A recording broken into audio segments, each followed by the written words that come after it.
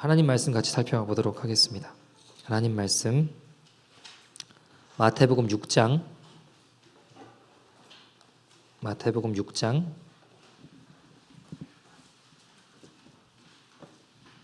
1절에서 7절까지 말씀입니다. Matthew chapter 6 verse 1 to 7입니다. Matthew chapter 6 verse 1 to 7 마태복음 6장 1절에서 7절까지 말씀 신약성경 7페이지 8페이지 있습니다. 다 찾으신 줄 알고 한 절씩 교독하도록 하겠습니다. 사람에게 보이려고 그들 앞에서 너희 의를 행하지 않도록 주의하라. 그리하지 아니하면 하늘에 계신 너희 아버지께 상을 받지 못하느니라. 그러므로 구제할 때에 외식하는 자가 사람에게서 영광을 받으려고 회당과 거리에서 하는 것 같이 너희 앞에 나팔을 불지 말라. 진실로 너희에게 이르노니 그들은 자기 상을 이미 받았느니라. 너는 구제할 때에 오른손이 하는 것을 왼손이 모르게 하여 내 구제함을 은밀하게 하라. 은밀한 중에 보시는 너희 아버지께서 갚으시리라.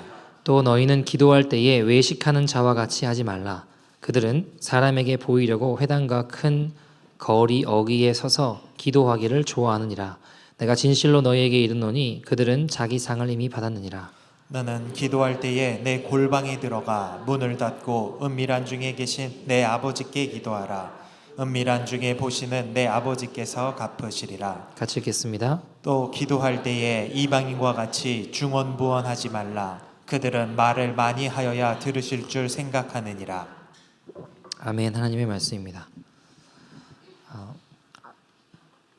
요즘 저희가 큐티하면서 새벽에도 좀 다뤄본 말씀인데요. 제가 조금 다시 한번 말씀 나눴으면 좋겠다 해서 가져왔습니다.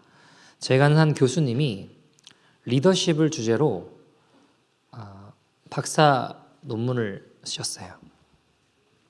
닥터를 이제 이 리더십을 가지고 쓰셨는데, 그래서 이분이 전 세계 아주 유명한 리더십 분들을 만나서 인터뷰를 했습니다.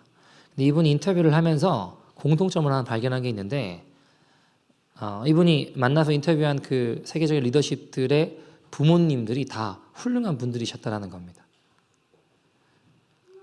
각 분야별로 이렇게 만나봤거든요. 예를 들면 뭐 종교계의 어떤 목사님을 되게 유명한 분을 만났는데, 사실 그 목사님은 제가 아는 이 교수님이랑 같이 공부했던 분이에요. 근데 같이 공부할 때도 이해가 안 됐대요. 뭐가 이해가 안 되냐면 뭔가 특별한 것이 있지 않더래요.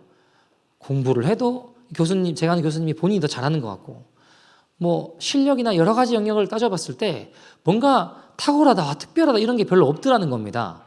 근데 이상하게 이 목사님은 손을 대는 것마다 다 잘 되더래요. 손을 대는 것마다 다 뭔가 이렇게 일어나고 사역들도 일어나고 다 너무 잘 되더라는 것이죠. 도대체 뭔가 하고 살펴보고 인터뷰를 할 때 알게 된 사실이 뭐였냐면, 그 목사님 부모님이 굉장히 훌륭한 분이셨어요. 어려운 사람들을 잘 돕고 또 뭐 거지라든가 아니면은 뭐 노숙자라든가 여러 사람들을 먹이고 입히고 돌보고 섬겼던 아주 귀한 분이셨다라는 걸 알게 되었죠. 예를 들면 또 유엔 사무총장했던 반기문 전 사무총장도 제 평가가 아니라 기사들이나 일반적으로 정치인들이 하는 이야기가 뭐냐면, 이 사람 뭔가 실력이 있지 않다라는 거예요. 뭐 대단한 게 있는 사람이 아니라는 겁니다. 이제 언론은 평가하기를 운이 좋다라고 평가를 해요. 왜냐하면 유엔 사무총장을 연임을 했잖아요. 2번을 했잖아요. 그러니까 이게 뭐 그렇게 특별하게 이 사람이 정치력이 있다거나 지도력이 있다거나 이런 사람이 아니라는 겁니다. 그럼에도 불구하고 이 사람이 어떻게 이걸 2번이나 연임하게 되나, 유엔 사무총장을 2번이나 하게 되나.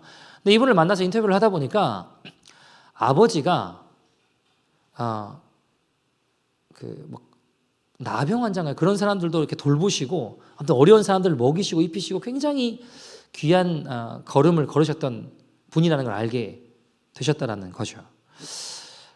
그러면서 이분이 이런 공통점이 있구나라는 생각이 드셨대요.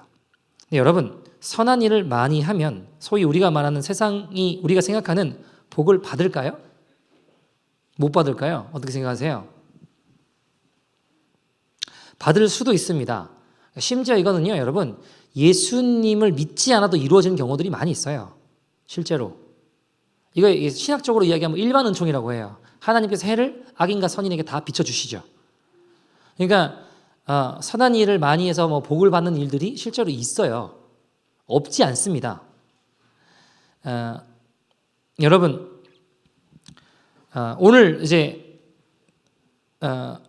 일반 은총으로 하나님께서 누군가를 돕는 것을 보시고 그가 예수를 믿건 믿지 않건 구제에 대한 상을 그에게 또는 후손들에게 베푸시는 경우들이 있더라는 겁니다. 그걸 오늘 본문의 1절에 보시면 보여주고 있는데 구제함으로 받는 이 땅의 상입니다. 그러나 이 땅에서 박수 받으면 문제가 뭘까요? 하늘에서 상급이 없어요. 그죠? 그에 비해 2절, 3절 말씀에서 보여주는 구제의 모습은 그 구제함을 사람들이 알도록 나팔을 불지 말라라고 이야기하십니다. 오른손이 하는 걸 왼손이 알게 하라고요? 모르게 하라고요? 모르게 하라라고 말씀하시죠. 이때는 어떻게 된다는 거예요? 하늘의 귀한 상급이 된다. 왜요? 하나님이 뭐라고 표현하세요? 하나님이 직접 갚으신다라고 이야기를 하세요. 여러분, 사람들은요, 누구나 마찬가지인데 본인의 모습을 자랑하고 싶어하고 수고한 일을 인정받고 싶어합니다. 우리들에게 다 있는 모습일 수 있습니다. 여러 가지 형태가 있을 수 있어요. 우리의 외모가 아름답다면, 외모가 잘생겼다면 그걸 자랑하고 싶고 인정받고 싶고 칭찬받고 싶어 하죠. 그런 자랑하고 싶어하는 모습이 있습니다. 또 어떤 게 있을까요? 우리의 혈통, 집안 배경이나 또는 어떤 형성되어 있는 집안 자랑 같은 것들을 이야기하고 싶어 하죠. 또 어떤 게 있을까요? 내가 가지고 있는 지위라든가 어떤 능력이라든가 그런 것들을 자랑하고 또 인정받고 싶어 합니다.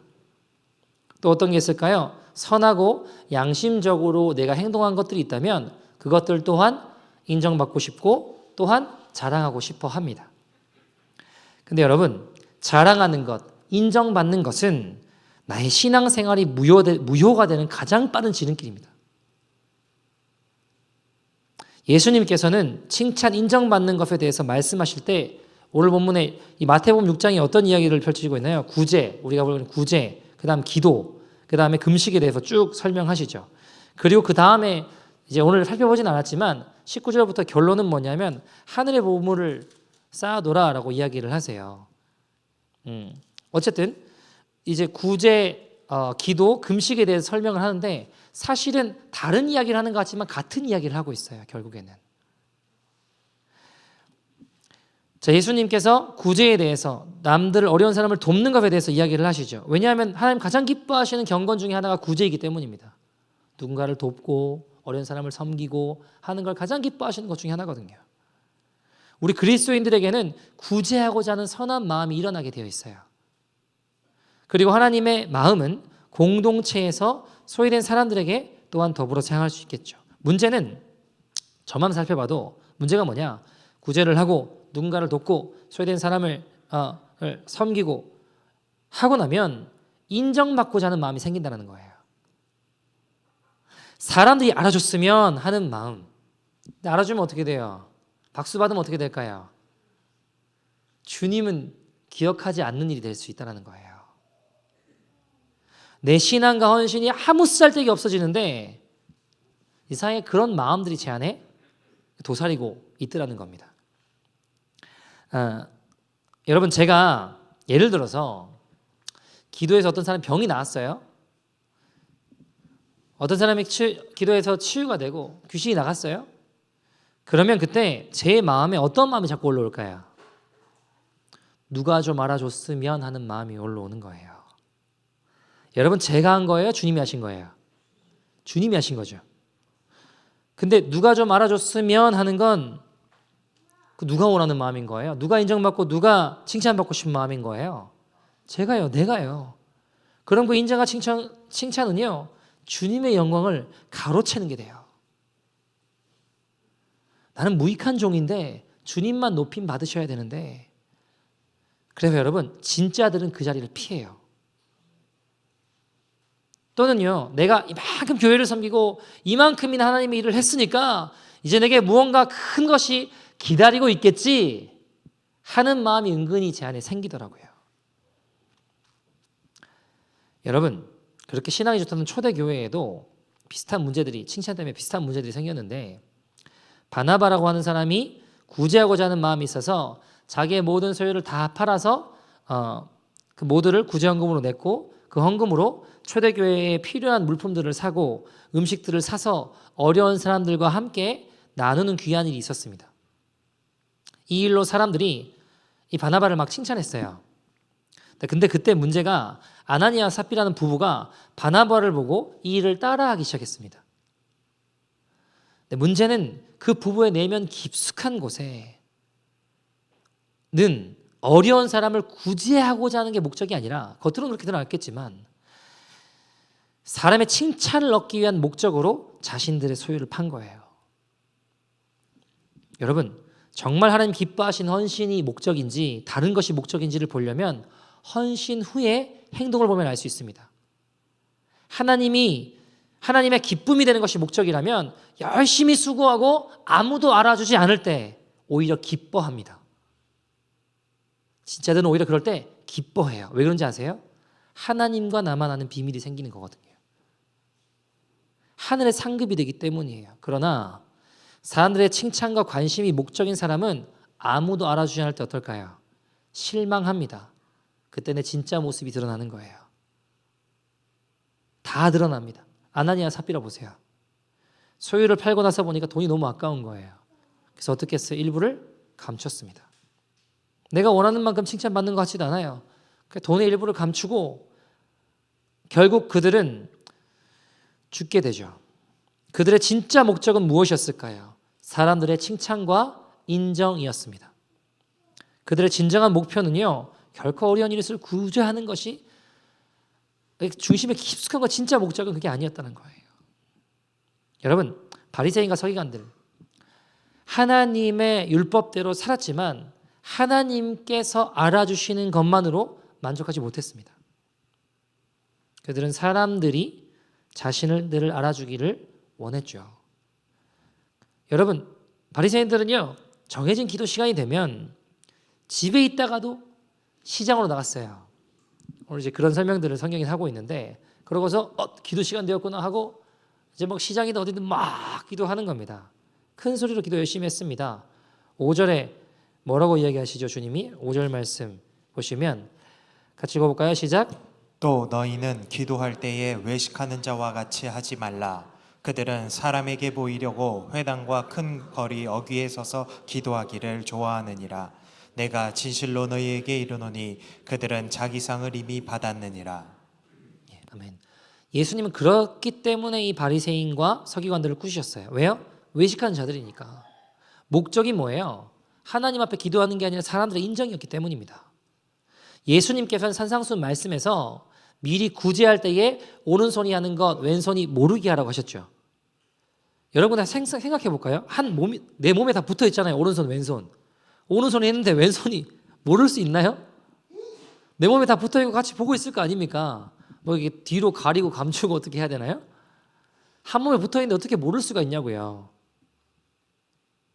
근데 진짜 구제하는 사람은요, 그 일에 대해 잊어버려요. 진짜들은 그걸 잊어버립니다. 마태복음 25장에 보면 후반전에 31절부터 34절 보시면 마지막 심판대 앞에 선 모습을 볼 수 있습니다. 31절부터 34절 같이 한번 볼까요? 같이 읽어보죠. 시작. 인자가 자기 영광으로 모든 천사와 함께 올 때에 자기 영광의 보좌에 앉으리니 모든 민족을 그 앞에 모으고 각각 구분하기를 목자가 양과 염소를 구분하는 것 같이 하여 양은 그 오른편에 염소는 왼편에 두리라. 그때에 임금이 그 오른편에 있는 자들에게 이르시되 내 아버지께 복을 받는 자들이여 나와 창세로부터 너희를 위하여 예비된 나라를 상속받으라. 자 보세요. 예수님 심판대 앞에 섰어요. 그 오른편엔 양, 왼편에 염소로 가르치죠. 오른편의 선자들과 왼편의 선자들이 나눠져요. 근데 오른편의 선자들은 내가 예비한 나라의 상속을 받을 거야. 하나님 기억하시는 무언가가 있었다라는 거예요. 왼편의 선자들은 어떻다고 하죠? 이제 잘 아시겠지만 심판당한다고 이야기하세요. 지옥 간다라고 이야기하세요. 근데 재밌는 건 뭐냐면 예수님이 오른편의 선자들에게 뭐라고 칭찬하시죠? 네가 내가 줄일 때 먹을 걸 줬고 내가 힘들었을 때 나 입을 걸 줬고 막 이렇게 날 도왔다 하시는데 오른편의 편자들 대답이 뭐예요? 주님 제가 언제요? 그래요. 언제요? 제가 언제 그랬어요? 그래요. 그에 비해서 여러분 우리가 언제 주님께 이런 선한 일을 했습니까? 라고 물어요. 기억을 하고 있는 거예요? 못하고 있는 거예요? 못하고 있다는 겁니다. 그에 비해 왼편의 선자들은 뭐라고 얘기하나요? 너희들은 우리가 언제 주님을 너 지옥 가 그러니까 우리 언제 주님 모시지 않았습니까? 하고 반문하죠. 그때 예수님께서 왼편에 있는 자들에게 지극히 작은 자에게 한 것이 내게 한 것인데 너희들은 지극히 작은 자를 돌보지 않은 것이 나를 대접하지 않은 것이라고 말씀하세요. 이 내용에 여러분 오른편에 있던 자들은 그들이 구제했어요. 예수님 섬겼어요. 근데 기억하지 못했던 이유가 뭘까요? 왜냐하면 그게 그들의 삶이었기 때문이에요. 그들의 삶이 그냥 그러고 맨날 살았기 때문에 특별한 일이라고 생각하지 않았어요. 여러분 보세요. 오른편에 있던 자들이 구제할 수 있도록 먹을 것을 주신 분이 누구라고 생각하는 거예요? 주님이라고 생각하는 겁니다. 마실 것을 주신 분도 내가 잘나서 내가 능력이 있어서 이걸 가졌다는 게 아니라 주님이셨다고 믿는 거예요. 그러니까 그들이 자신이 구제했다고 생각하지도 않는 겁니다. 왜요? 모든 것이 주님으로부터 왔고 주님께 드릴 것이 주님 것이니까. 이게 뭐 특별히 내 것이라고 내가 생색내거나 이런 게 없어요. 왜요? 다 주님 주신 거고 주님께 드린 거고 주님이 살아갔으니까 특별한 일이라고 생각하지 않았다는 겁니다. 그들의 고백은 항상 주님이 하셨습니다 였어요. 믿음의 고백뿐이었습니다. 여러분 돕고 섬기고 구제하는 것 기억하면 괴로워요. 팁을 하나 알려드린다면 섬기고 잊어버리는 게 제일 좋아요. 돕고 잊어버리는 게 최고입니다. 그러면요 내가 도와준 사람 그 사람하고 내 관계도 어려운 일이 생기지가 않아요.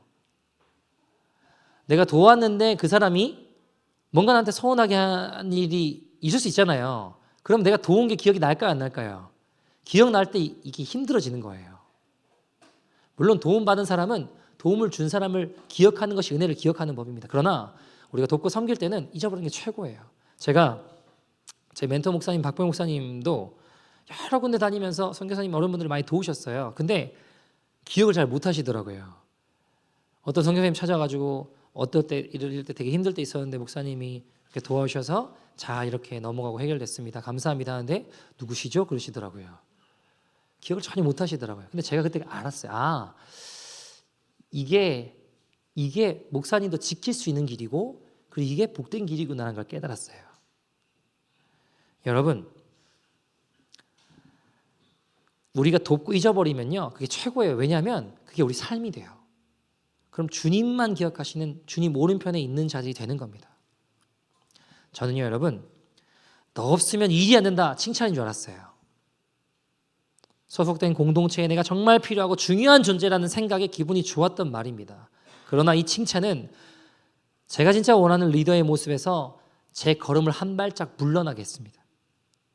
왜냐하면 내가 없으면 공동체가 무너질 정도로 공동체를 나에게 의존하게 만드는 것은 이기적인 모습이기 때문입니다. 너만 있으면 된다 칭찬인 줄 알았습니다. 내가 아주 능력이 많은 사람이라는 생각에 어깨가 으쓱했던 적도 있는 것 같습니다. 그런데 이 칭찬은 제가 진짜 원하는 리더의 모습에서 저를 두 걸음 물러나게 했어요. 왜냐하면 나 혼자로 된다는 건 주님의 몸을 이루는 게 아니기 때문입니다. 야, 너 진짜 천재다. 어떻게 그렇게 기발한 아이디어와 기발한 생각들을 똑똑하냐? 칭찬인 줄 알았어요. 근데 이 칭찬은 제가 정말 원하는 리더의 모습과 세 걸음 더 물러나게 했습니다. 왜요? 교만한 사람이거든요. 시킨 대로 잘했네. 칭찬인 줄 알았어요. 내가 말 잘 듣고 착한 천사와 같다라는 생각이 기뻤습니다. 근데 제가 진짜 원하는 모습과는 네 걸음 더 물러나게 하는 모습이었어요. 그저 전통과 형식에 익숙해져 새로운 생각을 하지 못하고 변화를 두려워하는 사람으로 되게 되는 거잖아요. 여러분, 나는 칭찬받고 착한 사람, 좋은 사람이 되지만 그 주변에 있는 사람은 어떻게 되는 걸까요? 오히려 내가 교만하게 만드는 걸 수도 있어요. 나는 이 사람 시키는 대로 잘하니까 칭찬받는 좋은 사람, 착한 사람처럼 될지 모르지만 내 주변에 있는 사람은요, 오히려 그 사람을 내가 교만하게 만드는 사람일 수 있다니까요. 그러니까 칭찬을 다시 새겨 봐야겠구나라는 생각을 많이 해봐요. 여러분, 오늘 보면 구제, 금식, 기도, 금식을 다루고 있죠. 세 가지 이야기 중에 동일하게 반복되는 구절이 있어요. 혹시 아실 수 있겠습니까? 4절, 6절, 18절 말씀에 동일하게 이야기하는 부분인데요. 뭘까요? 은밀하게 하라. 그러면요, 어떻게 하신대요? 은밀한 중에 하나님께서 갚으신 인생이 된대요. 자, 구제, 누군가를 돕는 거. 여러분, 내가 이렇게 축복받았습니다. 그러니까 내가 한턱 쏘겠습니다. 오늘 밤 내가 사겠습니다. 사람이 좀 대접도 할 줄도 알아야지. 여러분, 아까 드신 간식 맛있으셨죠? 제가 만든 겁니다. 제가 샀습니다. 이렇게 되면 은밀한 게 못 돼요. 결국 누가 드러나는 걸까요? 내가 드러나는 거예요. 다른 사람이 모르게 도와주는 것, 나아가 내가 도와주는 것도 그분이 모르도록 하는 게 진짜 복된 거예요. 그 다음 나오는 본문 말씀, 기도 동일합니다.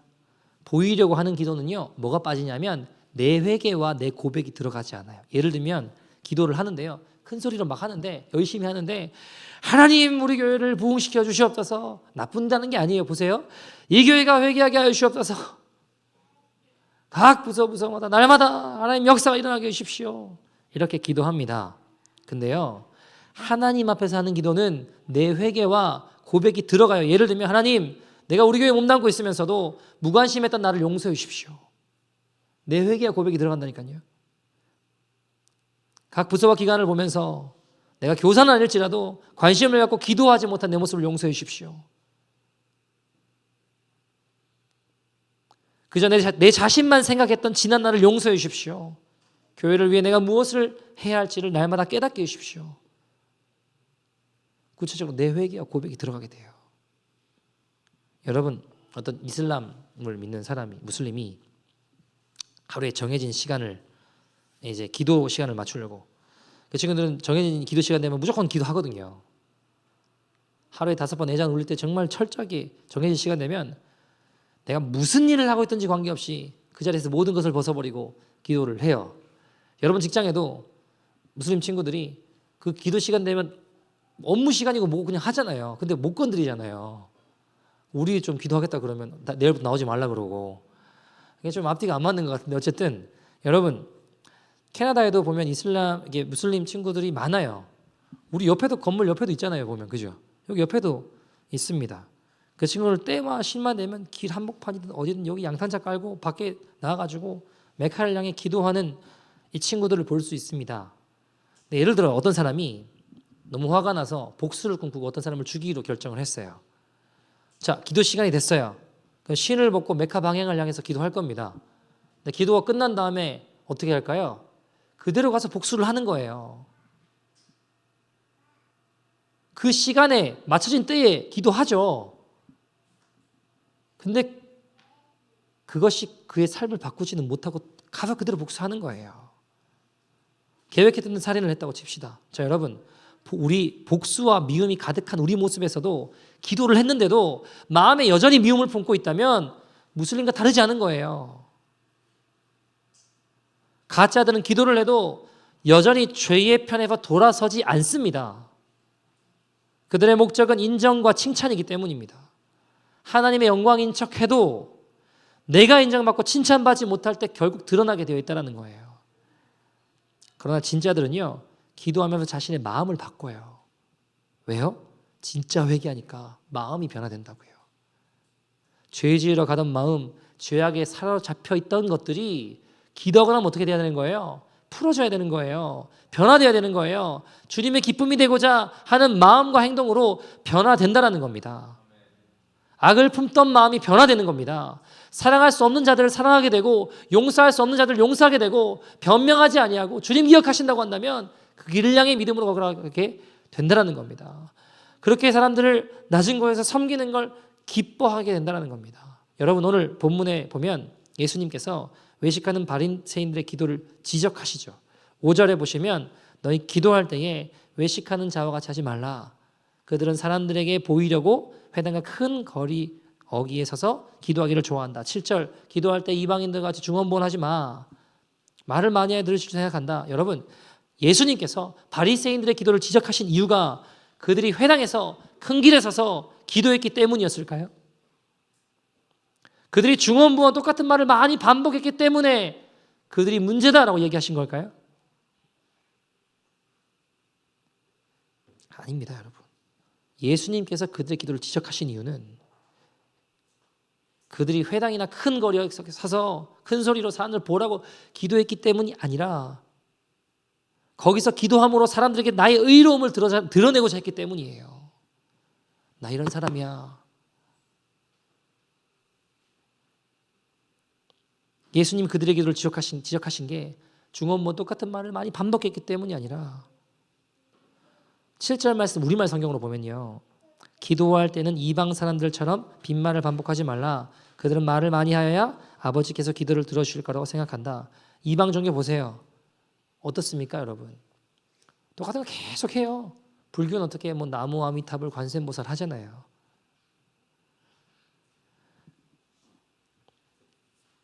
특정한 말을 하고 계속 반복해요. 예수님 이런 주술적인 신앙에 대해서 지적하시는 거예요. 근데 우리 기도가 만약 주십시오, 주십시오, 주십시오, 주십시오만 하고 있다면 그걸 주님께서 원하시지 않죠. 여러분 진정한 기도는 뭐냐면요. 진정한 골방이 뭘까요? 여러분 제가 정해진 시간에 열심히 기도를 하고 무슬림 그 친구가 기도하고 나서 어떻게 했어요? 그대로 가서 복수했다고요. 가던 길을 돌이키지 않았어요. 진짜 기도의 골방은요. 우리가 있어야 될 진정한 기도의 골방은 우리의 삶이 변하는 기도가 진정한 골방인 거예요. 맞아. 아니지 않아. 맞아. 여러분 우리의 진정한 기도의 골방은요. 우리의 삶이 변하는 장소입니다. 큰 거리가 됐건 사람이 많이 모이는 건 됐건 여기서 뭐 뒤집어 쓰고 혼자 숨어서 기도하건 그게 중요한 게 아니라 그 기도를 통해서 우리의 삶이 변하는 장소가 진짜 기도의 골방이에요. 복수하고자 품었던 마음들이 변화돼서 사랑하는 마음으로 바뀌는 게 기도의 골방이라는 겁니다. 미워하고 억울해하고 힘들어하던 것들이 기도하고 나면 변화돼서 주님을 사랑하는 자가 되고 섬기는 자가 되는 게 진짜 기도의 골방이라는 거예요. 골방은 나의 결단의 장소입니다. 나의 무릎을 쳐서 주님 앞에 복종하고 순종하며 나가는 곳입니다. 여러분 제가 하나님께 순종한다라는 말을 되게 많이 쓰잖아요. 근데 우리가 좀 오해하지 말아야 될 게 우리 사랑할 수 없는 것을 사랑합시다. 용서할 수 없는 것을 용서합시다. 변명하지 않고 낮은 곳의 사람들을 섬깁시다 라고 하는 게 무조건 예 하라는 게 아니에요. 여러분 무서워서 예 하는 거는요. 순종이 아니고 굴복이에요. 굴복. 정말 주님 사랑하면 그 사랑 경험하면 오히려 담대해져요. 거룩한 힘이 생깁니다. 여러분 무서워서 예 하는 거는요. 사람들이 볼 때 내가 착하게 보일 수 있을지 모르겠지만 주님 보실 때는 오히려 상대방을 더 완악하게 만드는 죄일 수도 있다는 겁니다. 주님 앞에 순종하게 되면 오히려 다윗처럼 더 담대해져요. 골리앗 앞에 싸우게 된다고요. 하나님 신 지혜로 맞서 싸우게 됩니다. 사랑하기 때문에 죄에 대하여 의에 대하여 담대하게 이야기할 수 있는 거예요. 쉬쉬하면서 두려워하지 않아요. 여러분 금식 보시면 금식하는 건 나 금식합니다. 오늘 이야기하고자 하는 게 뭐예요? 나 금식합니다. 하지 말라라고 이야기하잖아요. 그걸 공개적으로 자랑하지 말라라고 성경은 이야기하는 거잖아요. 금식이야말로 겸손한 자세가 요구되죠. 동일하게 은밀하게 오히려 금식한 티내지 않고 오히려 얼굴을 더 깨끗하게 하라고 이야기하시죠. 은밀한 중에 너희 아버지께서 갚으시는 인생이 되기를 소원합니다. 여러분 옛날 중국에 어떤 파송된 미국 선교사가 있었는데요. 전도를 하고 돌아오는 길에 홍수를 만나서 물에 빠졌어요. 중국이 대륙이라 홍수가 자주 일어납니다. 마침 그곳을 지나가던 중국인이 물에 떠내려가는 선교사를 발견하고 건져줬어요. 선교사 입장에 목숨을 구해준 거잖아요. 얼마나 고마워요. 그래서 당신 이름이 뭡니까? 알려주면 내가 일평생 동안 기억하면서 내가 기도하며 살겠다고 말했대요. 근데 중국 사람이 이렇게 이야기하더래요. 성경에 선한 사마리아 사람 이름이 나와 있습니까? 물어보더래요. 그리고 그냥 떠났대요. 여러분, 성경에 선한 사마리아인 이름이 기록되어 있어요? 안 돼 있어요? 그냥 선한 사마리아인이라고 돼 있어요. 이름이 없어요. 도와준 자와 도움을 받은 자 사이에 이름이 기억할 필요가 없는 겁니다. 은밀한 중에 이루어져야 선한 일로서 의미가 있는 거예요. 내 이름이 기억되면 주님께 받을 상이 없습니다. 그러나 내 이름이 기억되지 않으면 주님께 받을 상이 있는 거예요. 그런 의미에서 목회자는 참 조금 나쁘게 표현하면 비참해요. 뭔가 어떤 상황이 됐든지 간에 이게 숨기고 가리는 게 쉽지 않을 때가 참 많아요. 설교를 준비하다가도 이걸 말을 할까 말까 고민할 때도 참 많고요. 성도님 좀 더 은혜가 되려면 이건 꺼내놓을까 말까 뭐 이런 게 참 많아요. 사실 솔직히 생각하면. 이러다 보면 나중에 비참하게 하나님 앞에 갔는데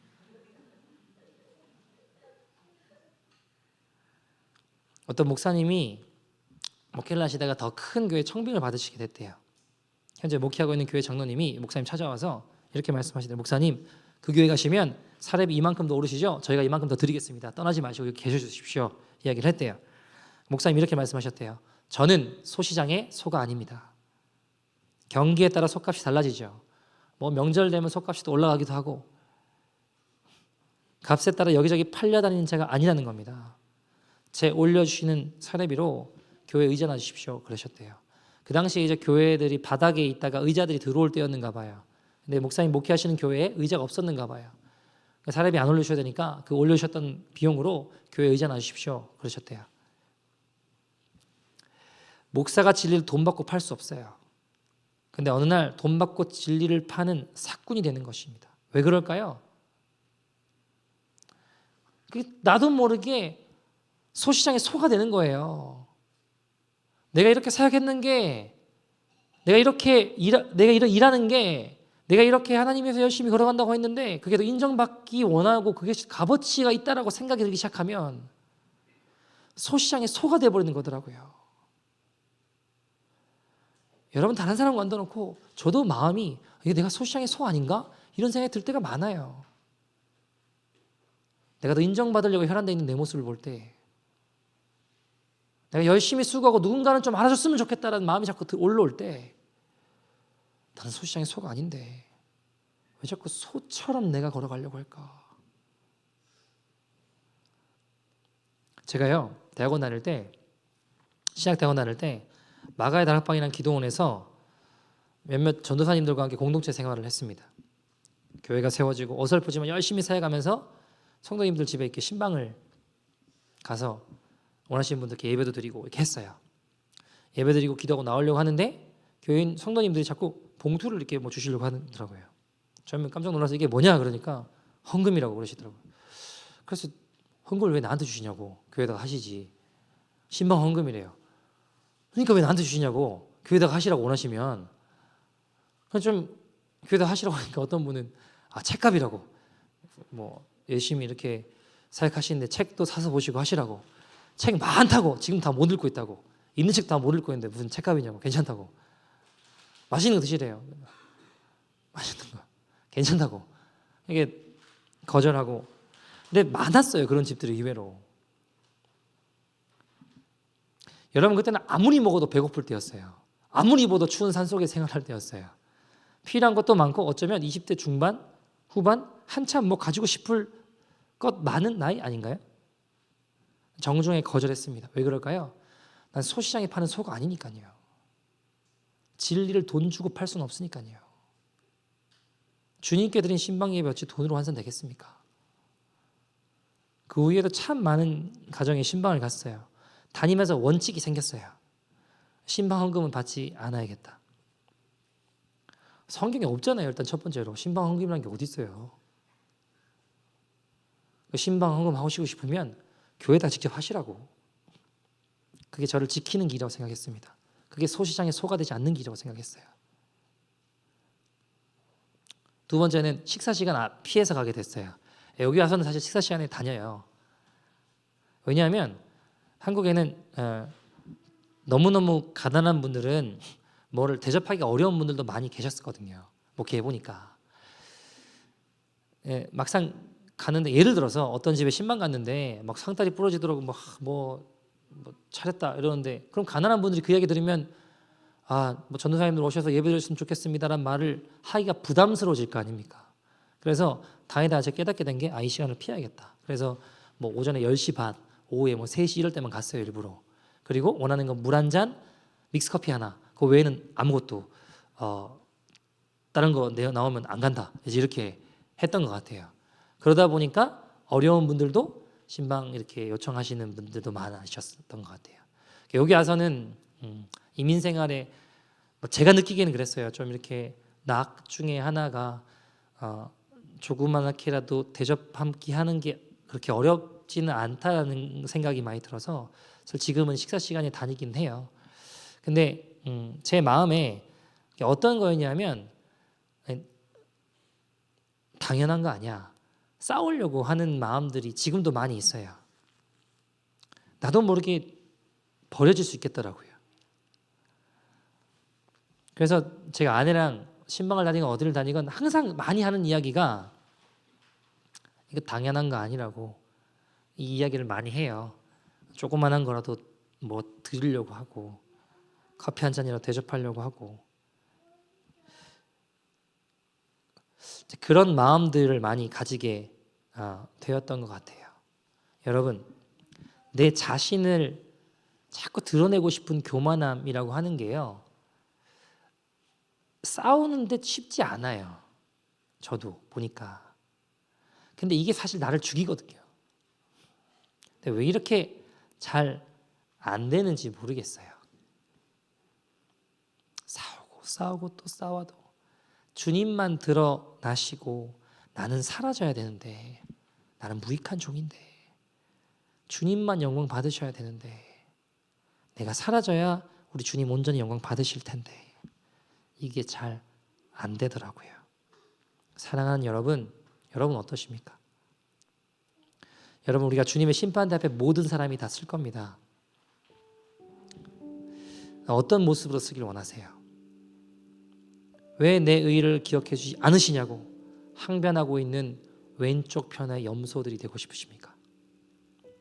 아니면 모든 것이 주님 주신 거라고 생각하며 나는 없고 우리 주님께만 온전히 영광 돌려서 주님 기억하시는 오른편의 양들이 되기를 원하십니까? 주기철 목사님 한 분이 어느 날 길을 지나가는데 불쌍한 거지가 도와달라고 했대요. 목사님 주머니를 막 뒤져보다 보니까 10전짜리 넣고 1원짜리 딱 한 장 있더랍니다. 그러니까 지금 돈으로 환산하면 예를 들면 이런 거죠. 뭐 1불, 2불 동전을 열심히 찾았는데 딱 꺼내봤는데 뭐 50불, 100불짜리가 하나 나온 거죠. 그거밖에 없는 거예요. 찾아봤는데 몇 번을 만지다가 이건 너무 큰 돈이다, 안 되겠다 하고 그냥 지나가셨대요. 집에 가봐도 마음이 계속 불편한 거예요. 불편하다, 줄 걸 그랬나, 후회했지만 이미 지나간 일 아닙니까? 그 다음날 목욕하러 목욕탕 가셨대요.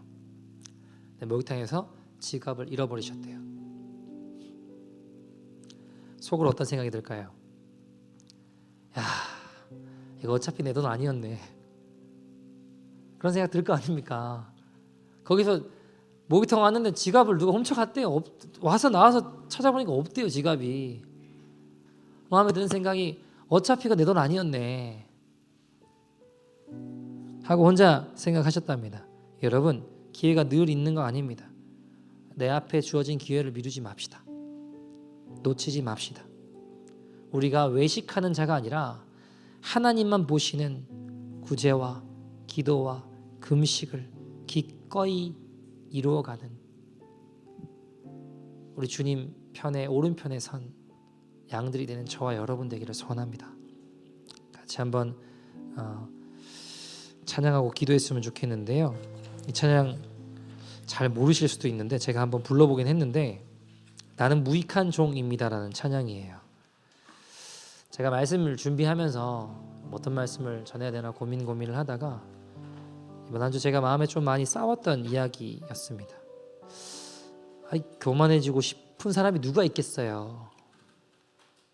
내 일을 자랑하고 내가 인정받고 뻔히 하나님 보실 때 아무것도 안 한다는 거 아는데 일부러 그러고 싶은 사람 누가 있겠어요. 근데 제가 무익한 종인데 자꾸 내가 유익하다고 착각하더라고요. 제가. 여러분, 우리 이 찬양 같이 하고 함께 우리 내가 사라져 우리 주님만 온전히 영광 받으시는, 하나님 편에서 기억되어지는 그 인생이 되기를 간절히 소원합니다. 같이 한번 찬양할까요?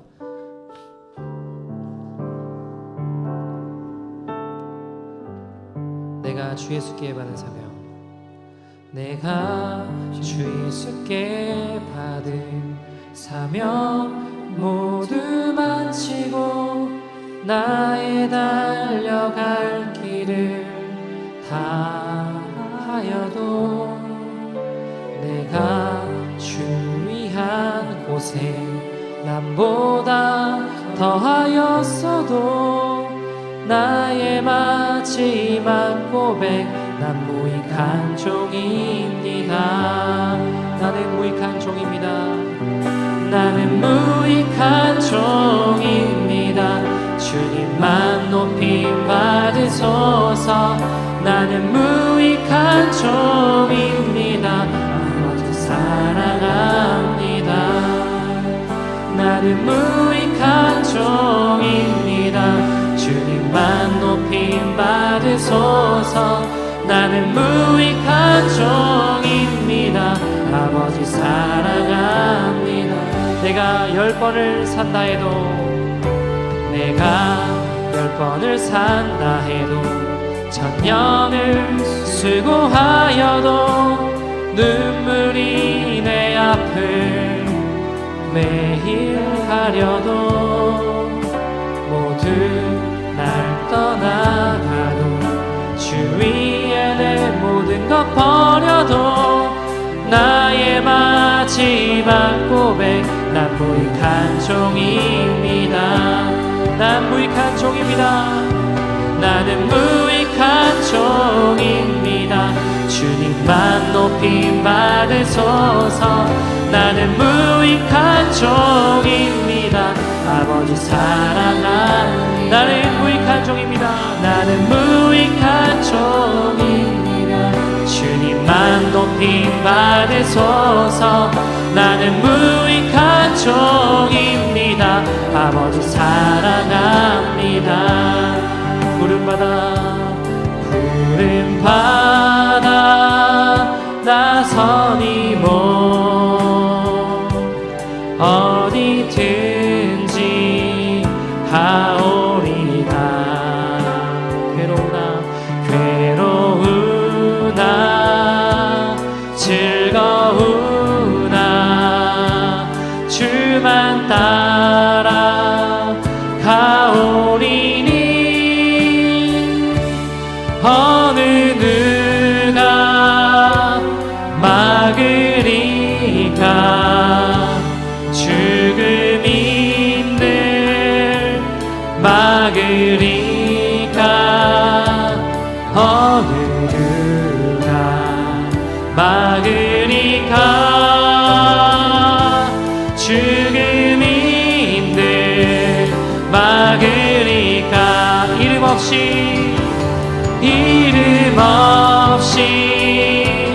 빛도 없이 감사하며 섬기리다. 이름 없이 빛도 없이 감사하며 섬기리라. 나는 무익한 종입니다. 나는 무익한 종입니다. 주님만 높임 받으소서. 나는 무익한 종입니다. 아버지 사랑합니다. 나는 무익한 종입니다. 나는 무익한 종입니다. 주님만 높이 받으소서. 나는 무익한 종입니다. 사랑하는 여러분, 성경에 있는 사마리아, 선한 사마리아인의 이름이 기록되어 있지 않습니다. 근데 어쩌면 우리는 우리의 이름이 기록되기만 바라는 인생이지 않습니까? 여러분, 내 이름 기억되면 주님께 받을 상이 없습니다. 그러나 내 이름 기억되지 않으면 주님께 받을 상이 있는 것입니다. 하나님, 나의 이름 하늘나라에 기억되는 믿음의 인생 되게 하여 주시옵소서. 하나님, 내 이름 기록되려고 혈안되어 살아가는 나의 인생이 아니라, 하나님 누가 알아줬으면 하는 마음이 아니라 주님만 기억하신다는 마음으로 우리의 구제와 우리의 기도와 우리의 헌신과 모든 것이 나아갈 수 있는 믿음의 인생 되게 하여 주시옵소서. 주님, 나는 무익한 종입니다. 주님만 높이 받아 주시옵소서. 주님, 역사하는 믿음의 인생 될 수 있도록, 하나님만 기억하는 믿음의 인생 될 수 있도록, 주여 나의 삶의 가장 존귀한 하나님의 영상이 될 수 있도록 인도하여 주시옵소서. 우리 회개한 심정한 마음으로 그렇지 못한 우리의 삶을 회개하며 우리 주의 이름 부르고 동서로 기도합니다. 주여.